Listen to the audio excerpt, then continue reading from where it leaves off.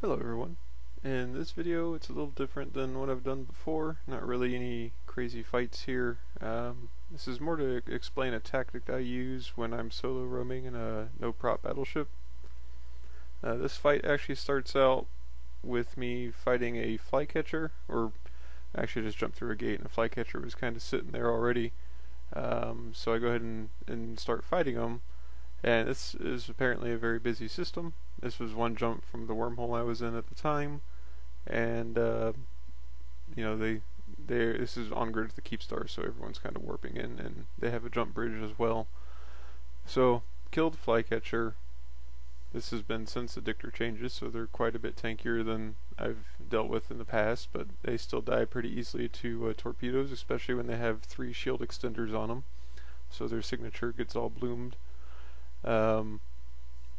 And you know, at this point they're all flying. You know, it's an Orthrus. I think they warp a second Orthrus in, and then they have a Scythe fleet issue that warps in as well. So there's nothing really else that I can engage right now. I mean, I could swap my script to a range script, but I'm not really worried about it. I just decided to MJD here to get out of the bubble. It's kind of funny, you know, people complain a lot about kiters roaming nullsec, but when you bring a brawler into nullsec space, all they do is bring kiters to fight you. But yeah, I mean, I shouldn't generalize, but it's a little bit ironic in that situation.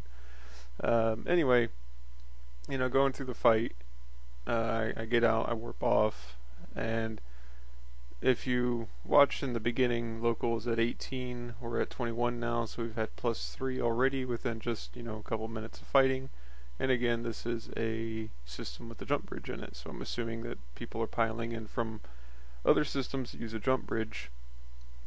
So I've killed their bubbler, but as I'm kind of roaming around, there's just more and more stuff that pops up. You know, I see scimitars, I see Sleipnirs, I see more kitey things like Osprey Navy issues.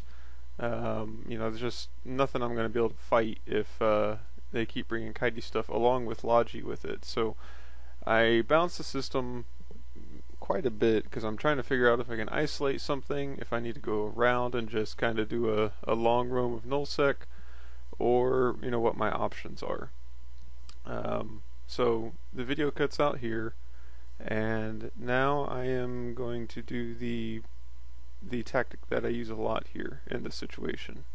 So when I'm flying any ship with a micro jump drive, and especially my no prop brawlers with a micro jump drive, the method that I use to bypass camps, at least ones without bubbles, is you want to warp to the gate at 100 kilometers.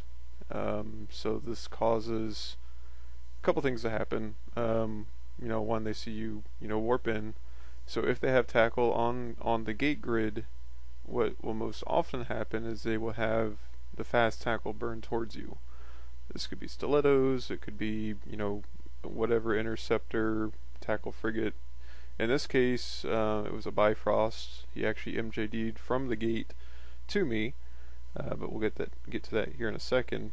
But once you land at 100 kilometers from the gate, depending on the situation, if they have just fast tackle on the gate, you want to wait a few seconds because they will start burning towards you, normally overheated.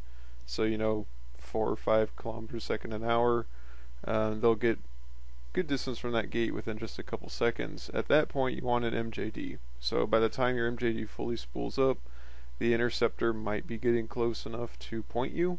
Then they'll point you, which, you know, it doesn't have any effect on your MJD. You will jump past that, land at 0 on the gate, and then you can just immediately jump through the gate. And now the interceptor potentially has aggression, so they can't even jump back anyway. And if they don't have aggression, then they gotta burn all the way back to the gate. So this will disrupt their tackle flow, so they can't immediately get back to the gate to tackle you. And especially in the case of a battleship, you just, you know, you need that align time to get out of there. So that gives you a little bit more breathing room, so everything's just not dogpiling you and scramming you all at once.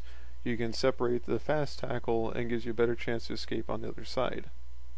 In my situation, once I land at 100 kilometers, they have a Bifrost sitting at 0 on the gate. So in this situation, I don't wait at all because I know the Bifrost is immediately going to try to jump on me. So I MJD as soon as I land. So now we're kind of playing a game of who's going to MJD first. The Bifrost MJDs first, but I MJD before he's able to get a lock. So as you can see here, the other tackle that was on the gate already started burning off when I landed, but I was able to jump through.